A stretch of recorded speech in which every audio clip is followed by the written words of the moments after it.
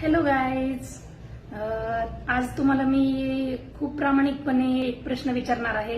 तर माझ्या makeup artist फ्रेंडसाठीच माझा क्वेश्चन आहे की तुम्हाला ज्यावेळेस इन्क्वायरीज येतात तर त्या इन्क्वायरीजमध्ये तुम्हाला असा अनुभव येतो का की क्लायंटचं म्हणणं असतं, क्लायंट आपल्याला विचारतं की तुमची म्हणजे तुम्ही किती घेता वगैरे मेकअपला काय करता, तर आपण मग त्यांना एक ठराविक बजेट सांगतो की 1,500, 3,000, 2,000 असं सांगत असतो. तर त्यावेळेस आपल्याला क्लायंट काय बोलतं की आम्हाला जास्त काय नाही करायचं, तुम्ही कमी घ्या, आम्हाला खूप काय नाही करायचं, थोडंसंच करायचंय, लाईट लिपस्टिक आणि थोडंसंच करायचंय.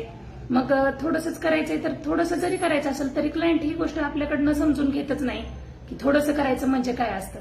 थोडंसं जरी करायचं म्हटलं तर आपण काजळ काय अर्ध्यावर सोडू शकतो का, लिपस्टिक अर्ध्यावर सोडू शकतो का? नाहीच, आपल्याला त्या गोष्टी करायच्या आहेत. पण क्लायंटच्या सुद्धा लक्षात येणं गरजेचं आहे. निवड म्हणजे सॉफ्ट लुक कसा असतो, सॉफ्ट लुकला तुम्हाला लिपस्टिक वापरलीच जाईल, फक्त लाईट कलर असतात, त्याच्यामध्ये न्यूड कलर्स असतात. आणि बेस जो असतो तो बेस जर तुम्हाला एकदम नॅचरल वाटला पाहिजे तर तो नॅचरल बेस वाटण्यासाठी आम्हाला खूप मेहनत घ्यावी लागते.